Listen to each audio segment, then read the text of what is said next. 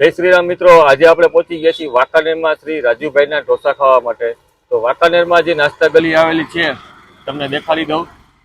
આ છે નાસ્તા ગલી અમારા વાંકાનેરની ફેમસ એવી. જોઈ લો, આ જગ્યાએ છે શ્રી રાજુભાઈના ઢોસા. તો આપણે રાજુભાઈ આગળ ઢોસા ખાવા જવાના છીએ. કેમ છો રાજુભાઈ? હા મોટા ભાઈ મજામાં ને? મજામાં. શું બનાવો?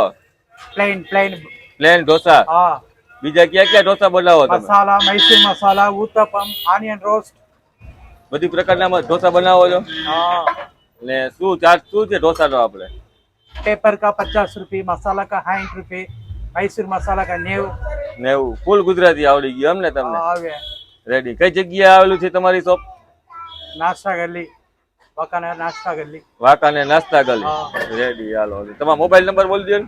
6355533163। ઓકે. તો આવડી આ કઈક આવી દુકાન છે અને અંદર તમારે બેસીને નાસ્તો તમે કરી શકશો. જોઈ લો, સારી એવી સુવિધા છે. ચોક્કસપણે આવી જાજો.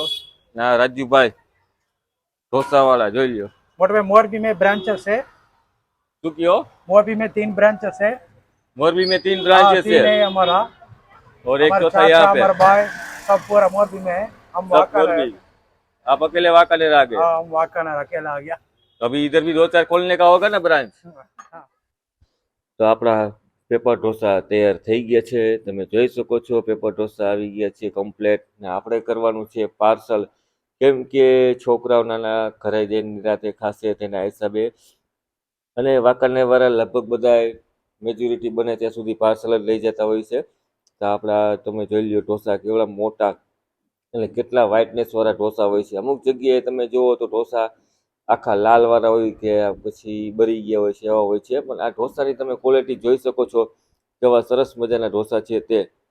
અને આપણે 2 ઢોસા પેકિંગ કરીને ઘરે લઈ જવાના છે છોકરા માટે. તો ચાલો, હવે આપણા ઢોસા પેકિંગ થઈ ગયા છે, તમે જોઈ શકો છો ઢોસા. અને તમે મિત્રો ગમે ત્યારે વાંકાનેર આવો તો નાસ્તા બજારમાં રાજુભાઈની શોપ આવેલી છે આવડિયા.